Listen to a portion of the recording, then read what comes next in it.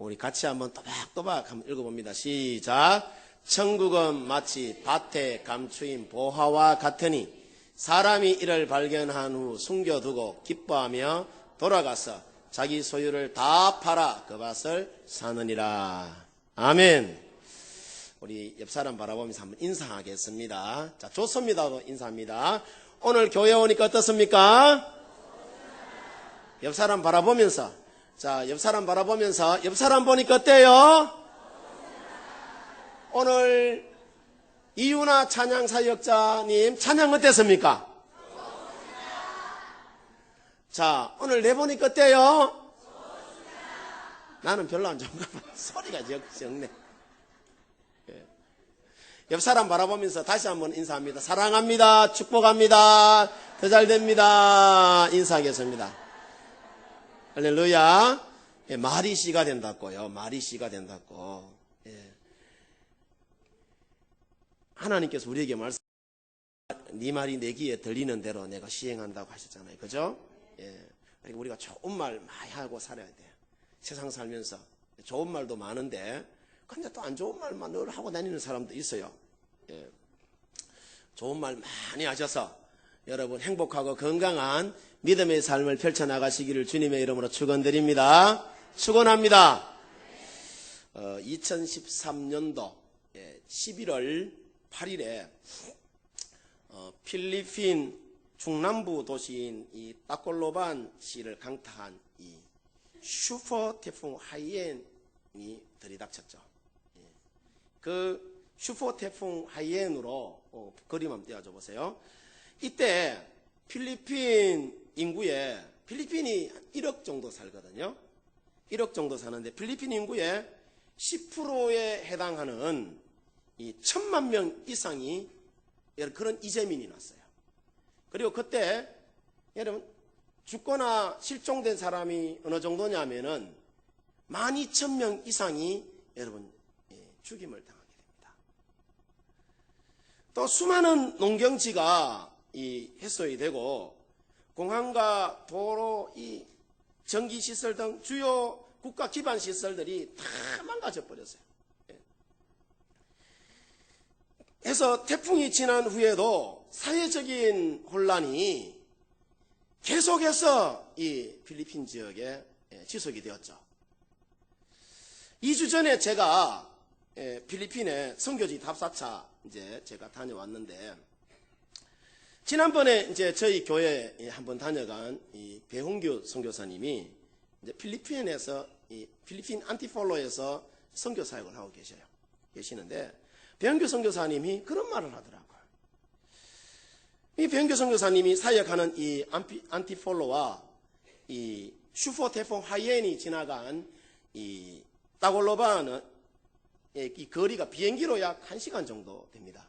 비행기로 약 1시간 정도고 차로 가면은 하루 종일 가야 돼. 어느 날 이 성전에서 이 배선교사님이 기도하고 있는데 하나님이 배선교사님에게 그런 말씀을 하시더라는 거예요.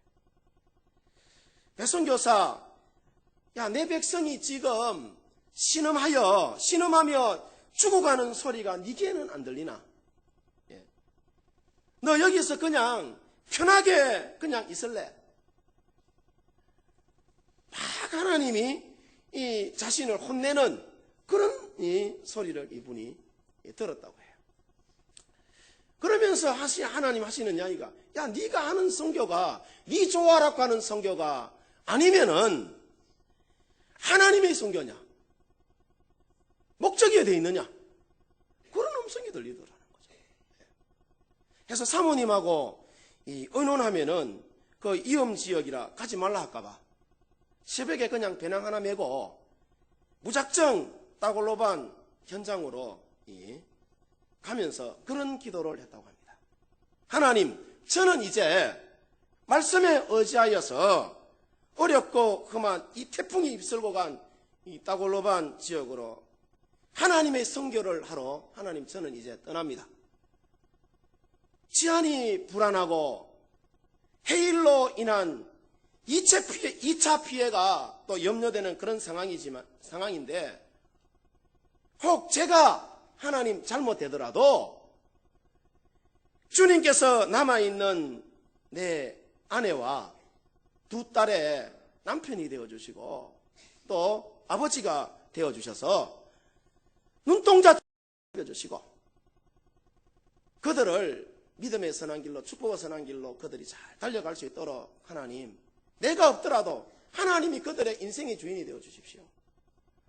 그런 이제 기도를 하고 이제 다골로반 지역으로 가게 되죠. 이 다골로반 지역에 도착해서 보니까 가옥은 여러분 그림에 보시다시피 다 부서졌고 온 천지가 시신으로 전부 나둥그러져 있고 시신 썩어가는 냄새가 진동을 하더랍니다. 이 필리핀이 또 열대지방 아닙니까? 이 완전히 아비규환도 저런 아비규환이었어요. 나중에는 이 하다가 시신 수습이 안 되니까 막 시신이 부패하여서 2차 이제 전염병으로 이제 감염될 그런 상황이니까 그 자리에서 바로 그냥 노상에다가 휘발유 뿌려가지고 노상에다가 그냥 장례식을 그냥 치러버렸다는 거예요. 그 일을 약 한 달 정도 하고 이제 배성교사님이 이제 시신 수습 다 하고 이제 이재민을 돕는 사역 다 끝내고 이제 다시 자기 집인 이 안티폴로로 돌아와 보니까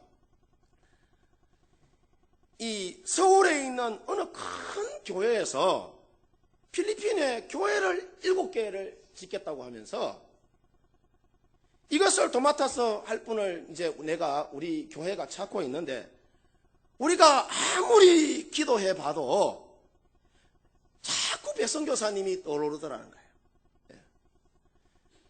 해서 배성교사님에게 맡기게 되었다면서 그에게 이 헌금을 이 배성교사님에게 기부해서 7교회 여러분 교회를 짓게 합니다. 이 선교사님이 하시는 이야기가 사실 필리핀에 한국인 선교사들이 수많은 사람들이 선교하러 여러분 들어오지만은 교회 하나 짓지 못하고 선교를 마감하는 사람들이 굉장히 여러분 많다고 합니다. 여러분 우리 한국 교회도 여러분 마찬가지 아니겠어요? 교회도 한국 교회 안에 우리 교단 목사만 하더라도 몇만 명이 됩니다. 교회 숫자만 하더라도 여러분 굉장히 많아요. 근데 목사님들이라고 해서 전부 여러분 교회 다 짓고 하는 것이 아니에요. 그 많은 목사님들 중에 통계에 의하면은 2% 미만이에요. 2% 미만의 여러분 목사님들이 교회를 여러분 개척해서 교회를 짓고 교회를 세워갑니다. 나머지 분들은 물론 다들 나름대로 열심히 하지만은 여러분 교회를 짓는 것이 그렇게 여러분 쉬운 것이 아니에요. 그런 이야기를 하면서 이제 그 선교사님이 하시는 이야기가 자신은 지금까지 이제 이 필리핀에 와가지고 20년 계셨거든요. 20년. 신학교 졸업하고 저하고 신학교 동기인데 나이는 저보다 많아요. 20년 동안 교회를 24개를 여러분 지었다는 거예요. 24개를 개척을 했는데 이제 24개를 지어서 필리핀 목사님들에게 다 나눠주고 이제 교회를 세워가게 이제 하셨다는 거죠. 이제 그 선교사님 하신 이야기가 다들 이제 그 필리핀에 선교하고 있는 많은 선교사님들이 이구동성 여러분 이야기하기를 뭐라고 이야기하느냐 하면은 다들 선교하러 와가지고 교회 하나 짓지 못하고 여러분 선교를 마감하는 사람들이 태바인데 어떻게 하여 배선교사님은 이렇게 교회를 잘 짓느냐, 선교를 참 잘 감당하느냐라고 이제 질문을 하니까 이 배선교사님이 그런 말씀을 하셔요. 내가 줄이 있는 것도 아니고 빽이 있는 것도 아니고 그렇다고 내가 뭐 서울 장안의 큰 교회 출신도 아니고 내한테 아무것도 없지만은 내 인생을 하나님 앞에 온전하게 맡기고 주님의 일을 내가 감당하며 나가니까 하나님이 나를 보배롭고 존귀하게 여겨주시더라는 거예요. 하나님의 성교를 잘 감당하게 해주셨다는 그런 말씀을 듣고 제가 가가지고 사흘 동안 있었는데 굉장히 여러분 큰 도전을 받고 제가 왔어요. 여러분 오늘 본문의 여러분 말씀은 예수님께서 말씀하신 천국에 대한 여러분 비유의 말씀입니다. 밭에 감추어진 부화를 발견한 이 농부가 그 부화를 얻기 위하여서 자신의 가지고 있는 그 소유를 다 팔아서 그 밭을 샀다는 내용 아니겠어요? 그렇잖아요? 자, 그러면은 여러분 이 비유에서 밭에 감추어진 부화가 무엇이고 자신의 소유를 다 팔아서 그 밭을 사신 사람은 누구를 가리키느냐? 성경을 여러분 해석하는 대부분의 여러분 학자들과 이 목사님들은 여러분 그렇게 이야기해요. 저도 그렇게 여기고 왔고 오늘에 이르기까지 밭에 감추어진 그 부화는 예수님이고 그 값진 부화를 얻기 위해서 자신의 소유를 다 판 사람은 예수님을 믿는 사람들이라는 거죠. 예. 근데 여러분 어떤 한 성경을 해석하는 여러분 이 학자가 그런 이야기를 해요. 반론을 제기를 하면서 만약에 자 밭에 감추어진 부화가 예수님이라면은 그 예수님을 인간이 가진 그 소유를 다 팔아서 예수님을 살 수 있느냐? 그렇지 않잖아요. 여러분 어떻습니까? 여러분에게 있는 내가 가진 소유 다 팔아서 예수님 여러분 살 수 있다고 여기십니까? 인간이 가진 여러분 물질과 정성으로 천국이라는 것은 그거 돈 주고 명예로 내가 살 수 있는 것이 아니라는 거예요. 살 수 없다는 거예요, 그거는. 그런 여러분 문제 제기를 해요. 그러니까 가만히 듣고 보니까 그 말이 굉장히 여러분 일리가 있어. 왜냐? 여러분 천국이라는 것은 인간이 아무리 여러분 희생을 하고 노력을 한다 해도 그것이 여러분 얻어지는 것이 아니기 때문입니다. 인간의 노력으로 얻어지는 것이 아니에요. 전적인 여러분 하나님의 은혜요. 하나님의 여러분 주신 선물이요. 그 어떤 종교적인 여러분 행위를 하고 윤리적인 노력을 내가 한다 하더라도 값진 보화와 같은 여러분 이 천국은 여러분 그거 그렇게 해서 얻어질 수 있는 것이 아니다는 것이죠. 자, 그러면은 우리가 내게 있는 소유를 다 팔아도 값진 보화와 같은 이 천국을 얻을 수가 없다면은 자, 반대로 생각하면은 이 말씀이 자연스럽게 여러분 이해가 됩니다. 우리 사람들이 값진 보화이고 자, 저와 여러분들이 값진 보화이고 그 값진 보화와 같은 우리를 여러분 구속하시고 얻기 위하여서 자신에게 있는 모든 소유를 다 지불하신 분이 자 누구다? 하나님이시라면은 그죠? 이 말씀은 자연스럽게 여러분 이해가 됩니다. 그러니까 우리가 밭에 감추어진 여러분 우리가 보화이고 하나님이 자신에게 있는 모든 소유를 다 팔아서 우리를 뭐 해주셨다? 구속해 주셨다는 거예요. 할렐루야. 그래서 복음 안에 있는 저와 여러분의 그 여러분 존재감이라는 것이 하나님이 자신의 모든 소유를 다 팔아 얻은 감추어진 여러분 보화라는 것입니다. 저와 여러분들이. 할렐루야. 자, 이것을 여러분 우리가 깨달을 때에 우리가 여러분 이 구절을 통해서 이런 음성을 여러분 우리가 듣게 되는 거예요. 내가 여러분 네가 그러니까 나의 보화이고 네가 나의 보화이고 너는 나의 존귀한 보화이다 하는 여러분 그런 주님 음성 듣게 되는 거예요. 그래서 하나님이 여러분 이사야 43장 1절 이하에 보면은 복음으로 회복된 자들에게 여러분 이렇게 말씀합니다. 너는 두려워하지 말라. 내가 너를 뭐하였고? 구속하였고, 내가 너를 지명하여 불렀나니 너는 누구의 것이다? 내 것이라라고 이야기해요. 내 것이라. 왜냐하면은 하나님이 이와 같은 왜 이와 같은 하나님이 말씀을 하시느냐? 하나님이 저와 여러분을 뭐하기 위해서? 자녀 삼아주기 위해서 세상에서 가장 여러분 값비싼 대가를 지불하여서 우리를 뭐 해주셨다? 구속해 주셨다는 거예요. 구원해 주셨기 때문에 하는 거죠. 자신이 창조하신 여러분 이 천하 만물보다도 우리를 더 귀하게 여기시고 자신보다 더 귀한 여러분 이 독생자를 내어주기까지 우리를 사랑하시고 우리를 뭐 해주셨다? 구원해 주셨다는 거죠. 그래서 하나님이 우리를 향하여 너는 나의 뭐다? 보배다 라고 여러분 이야기하는 거예요. 너는 나의 뭐다? 보배다.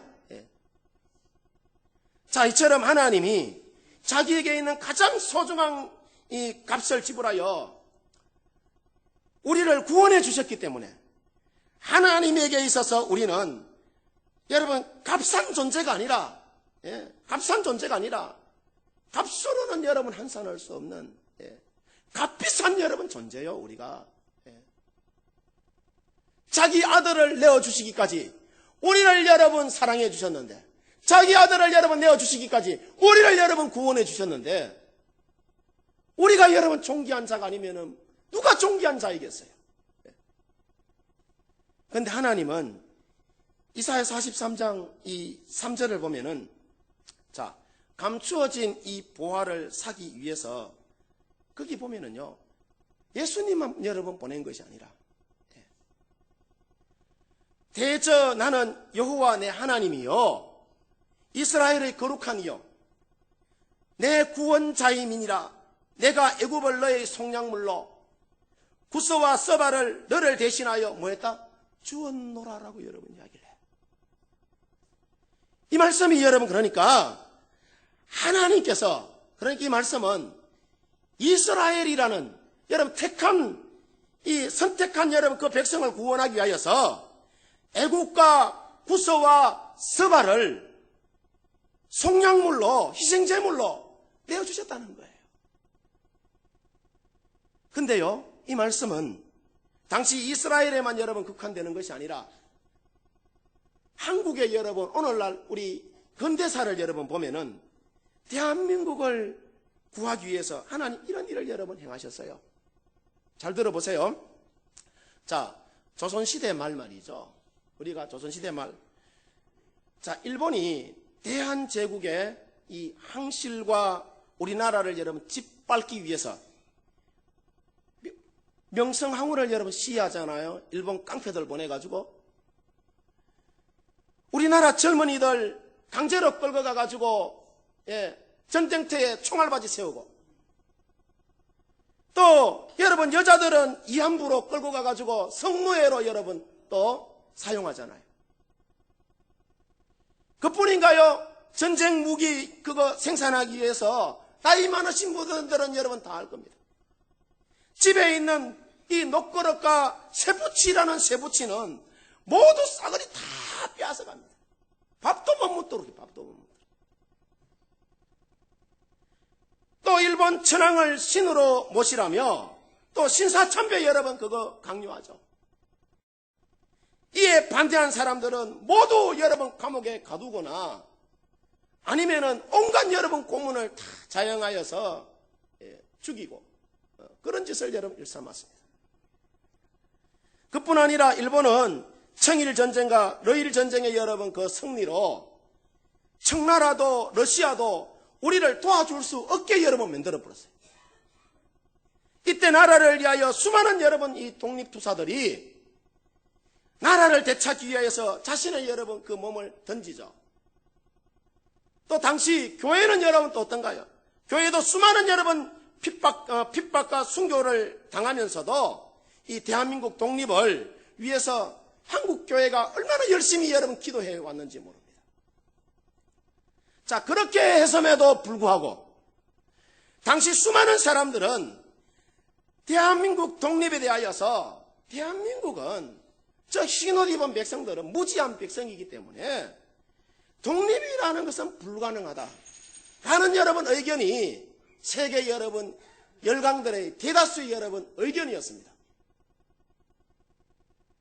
근데 하나님은 상상할 수 없는 여러분 그 방법으로 대한민국의 여러분 독립을 차근차근 하나하나 여러분 준비해 가시더라는 거죠.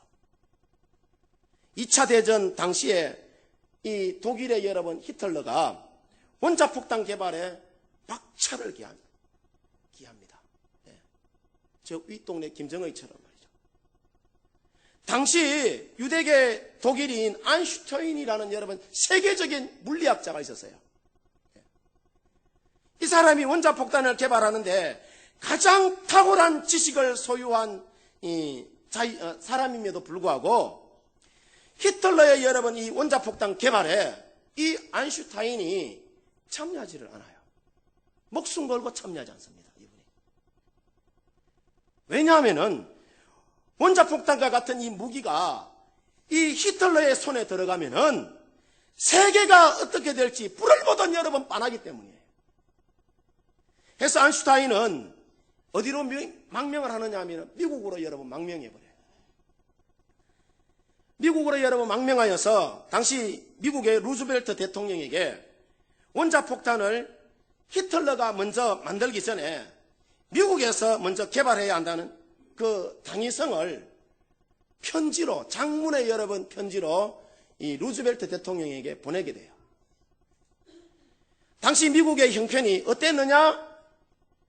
여러분 2차 대전 때에 이제 겨우 경제적인 여러분 그 대공황에서 막 일어서려고 하는 그런 순간이에요. 이 미국이라는 나라가 그때. 또 그동안은 이 전쟁 경비로 수많은 여러분 예산을 투입하는 그런 상황이라 전쟁에 서기 위해서 원자폭탄을 여러분 만든다는 것은 당시 대통령으로서는 정치적인 여러분 그런 생명을 건 어떤 그런 모험일 수도 있었어요. 근데 이 믿음의 사람 루즈벨트가 아인슈타인의 여러분 그 편지를 여러분 받아보고 곧바로 맨하탄 프로젝트라는 여러분 것을 발표하게 됩니다. 그리고 원자폭탄 개발에 착수하게 돼요. 당시에 원자폭탄 개발에 투입된 인원만 얼마 정도 되느냐 하면은 20만 명이 여러분 투입됩니다. 돈이 어느 정도로 여러분 투입됐느냐 하면은 당시 돈으로 277조 원이 여러분 투입됐어요. 그리고 마침내 1945년 7월 6일에 멕시코에서 이 핵실험이 여러분 성공적으로 이루어집니다. 미국이 멕시코와 근접된 일이 나라잖아요. 그죠? 성공적으로 이 원자폭탄이 이제 완성이 되어서 이제 실험에 이제 성공하게 돼요. 근데 당시에 미국과 영국의 그 도움을 받아서 청일 전쟁과 러일 전쟁을 승리로 이끌었던 이 일본이 세계를 자신의 손으로 주물럭주물럭 하려고, 그죠? 제국주의적인 여러분 그런 야욕이 일본 사람들한테는 굉장히 많아요.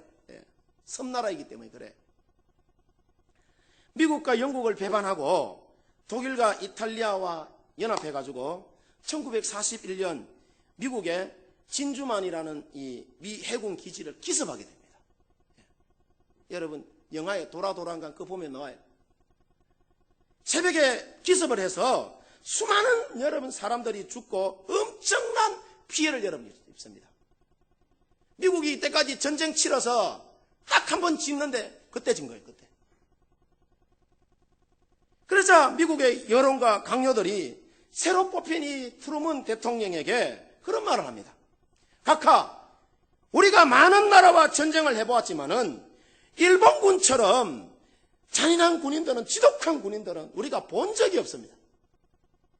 원자탄을 사용하도록 허락해 주십시오. 여기저기에서 막 빗발치게 이 트루먼 대통령에게 이야기를 합니다. 전쟁 중인 군인들의 그 강력한 요청에도 불구하고 허락하지 않던 이 트루먼 대통령이 결국에는 원자폭탄 투하를 허락하게 되죠. 허락하게 되는데 인구가 많이 밀집되어 있는 이 동경이나 오사카 같은 곳에 투어하지 말고 소도시, 자그마한 도시에 투어하라고 명령을 내립니다. 그래서 1945년 8월 6일에 일본의 히로시마에 원자폭탄이 투하가 되죠. 그리고 3일 있다가 9일 날에 나가사키에 여러분 원자폭탄이 한 개 더 떨어져요. 이로 인하여서 20만 명 이상의 여러분 사람들이 그때 여러분 죽거나 또 실종되어 버리죠. 일본 천황이 이 원자폭탄 2개 떨어지고 항복을 선언해요. 2손 바짝 떨었어요. 그리고 우리나라가 대한민국이 그때 여러분 독립을 맞이하게 됩니다. 제가 좋아하는 성경 말씀 중에 앞서 여러분 말씀드린 것처럼 이사야 43장 3절에 여러분 이 말씀해 보면은 저는요 이 말씀을 읽을 때마다 늘 이 말씀이 새롭게 저에게 다가옵니다. 여기에 보면은 자 대저 나는 여호와 내 하나님이요 이스라엘의 거룩한 자요 내 구원자임이라 내가 애굽을 너의 속량물로 구스와 스바를 너를 대신하여 주었노라라고 여러분 말씀하시죠. 이 말은 하나님께서 여러분 이스라엘이라는 나라를 구원하기 위하여서 애국과 구스와 스바를 뭘로 삼았다? 속량물로 여러분 삼았다는 거예요. 대신 내줬다는 거예요. 대신 내어줬다. 자, 이것을 오늘날 우리 상황에 여러분 적용하면 하나님이 우리나라 여러분 대한민국 이 조국을 이 나라를 여러분 위해서 히로시마를 우리의 속량물로 나가사키를 우리를 대신하여 여러분 내어주었다는 것이죠. 자, 그럼 이렇게 행하신 여러분 이유가 뭐냐? 하나님이 왜 여러분 이스라엘을 위하여서 애국과 구스와 스바를 왜 내어주었느냐? 자, 왜 내어주었느냐 하면은 계속 이어지는 여러분 이사야 43장 4절에 보면은 네가 내 눈에 보배롭고 존귀하기 때문이라고 이야기를 해요. 네가 내 눈에 보배롭고 존귀하기 때문이라고 여러분 말씀하십니다. 하나님의 눈에 이스라엘이 보배롭고 존귀하기 때문에 애국과 구스와 스바를 이스라엘을 위하여서 속량물로 여러분 삼아주셨다는 것이죠. 하나님의 눈에 여러분 우리나라가 보배롭고 존귀하기 때문에 히로시마와 나가사키를 속량물로 하나님께서 삼아주셨다는 것이죠. 해서 주님 여러분 우리에게 말합니다. 너는 내 보배라라고 이야기를 해요. 너는 내 보배다. 여러분 이 말은 우리 하나님께서 그저 우리 길을 그냥 즐겁게 해주려고 여러분 하는 말이 아니에요. 이 말은 우리를 향한 하나님의 진심 어린 그런 여러분 고백이 이 속에 여러분 담겨져 있어요. 한 걸음 더 나가서 계속되는 여러분 43장 4절 이 하반절에 보면은 주님 우리에게 그런 말씀하십니다. 내가 너를 사랑하였은즉 내가 네 대신 사람들을 내어주며 백성들이 네 생명을 대신한다라고 여러분 말합니다. 이 말씀이 여러분 뭐냐 하면은 우리가 하나님 보시기에 소중하고 귀한 만큼 내가 너를 사랑하기 때문에 내가 너를 대신해 다른 사람을 내어주고 네 목숨을 대신해서 다른 민족들을 내어주겠다. 그 말씀이에요. 이 말씀이. 여러분 어떻게 생각할지 잘 모르지만은 저는 이 말씀을 여러분 읽을 때마다 자 6.25 때 우리를 위해 참전했던 16개국 그죠? 유엔 여러분 이 유엔의 여러분 젊은 사람들 그 희생을 생각하지 않을 수가 없어요. 우리 조국 대한민국이 저와 여러분들이 하나님 보시기에 보배롭고 여러분 존귀하기 때문에 공산군의 여러분 그 총칼과 군합발에 짓밟힌 우리 조국 대한민국을 살리고자 16국의 여러분 그 젊은이들을 하나님께서는 여러분 사용하신 것이라는 거죠. 또 이것을 교회 가운데 여러분 적용하면은 하나님은 여러분 우리 석병교회를 사랑하시고 보배롭고 존귀하게 여러분 여기시기 때문에 그동안 여러분 수많은 목회자들과 우리 여러분 선배 신앙인들의 사랑의 여러분 그 수고와 피와 땀으로 오늘에 이르기까지 여러분 교회가 달려오게 하셨다는 거예요. 그냥 여러분 석병교회가 55년의 역사를 그냥 갖고 있는 것이 아닙니다. 55년의 여러분 그 역사 속에는 수많은 아픔도 질고도 역경도 있었지만은 우리 선배 신앙인들의 여러분 앞서가신 우리 목회자들의 여러분 사랑의 수고와 인내의 노력과 피와 땀이 여러분 이루어져서 오늘날 이 석병교회가 여러분 오늘에 이르기까지 건강하게 세워진 줄 믿습니다. 할렐루야. 자, 이와 같은 것은 여러분 이 자식을 길러본 사람이라면요 우리를 향하신 하나님의 마음을 우리가 아마 조금은 알 것 같아요. 제가 보니까 그래요. 자, 여러분 우리가 부모 입장에서 여러분 봤을 때에 우리가 봤을 때에 세상에 있는 사람들이 아무리 여러분 잘생기고 옆집에 있는 아가 여러분 능력이 있어도 부모는 자기 자식이 가장 여러분 귀하고 보배롭습니다. 여러분 그렇지 않습니까? 예. 고슴도치도 자기 자식은 여러분 예뻐하잖아요. 부모의 눈에는 자기 자식이 언제나 여러분 보배롭고 존귀해요.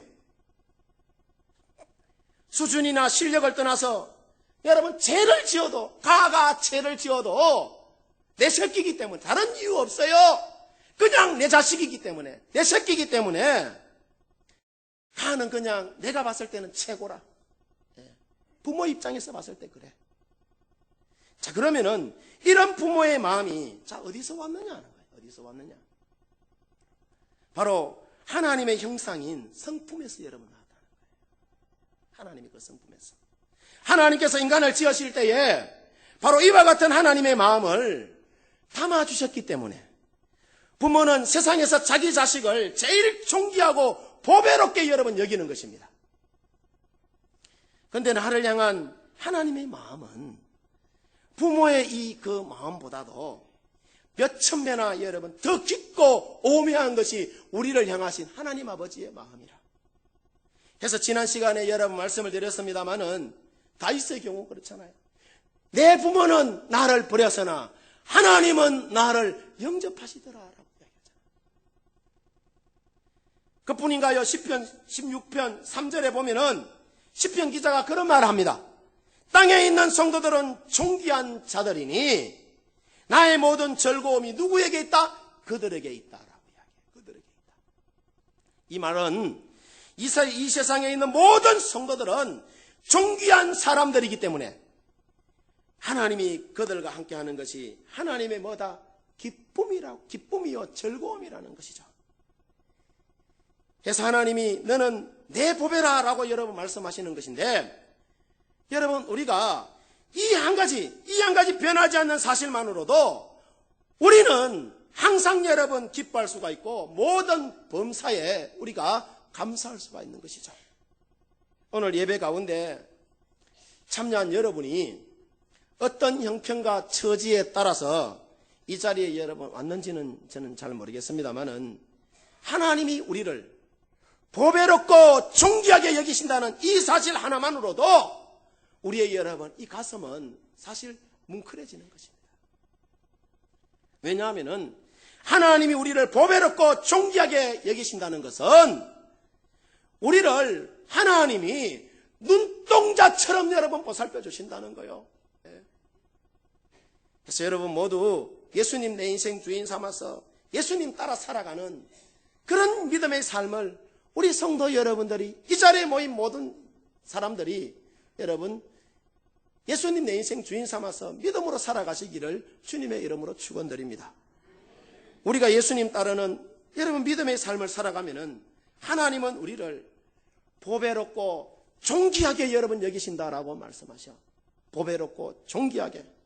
우리가 물 가운데 지난다 할지라도 그 물이 우리를 휘몰아치지 못하게 할 것이고 우리가 불 가운데 지난다 할지라도 그 불꽃이 우리를 사라지지 못하도록 하나님께서 강한 손과 편팔로 우리를 꽉 붙잡아 주신다라고 말합니다. 이 자리에 모인 여러분 모두 나는 하나님의 보배롭고 존귀한 자라는 여러분 그런 믿음의 정체성을 갖고 세상을 향하여 여러분 믿음으로 살아가시고 승리하시기를 주님의 이름으로 축원드립니다. 축원드립니다.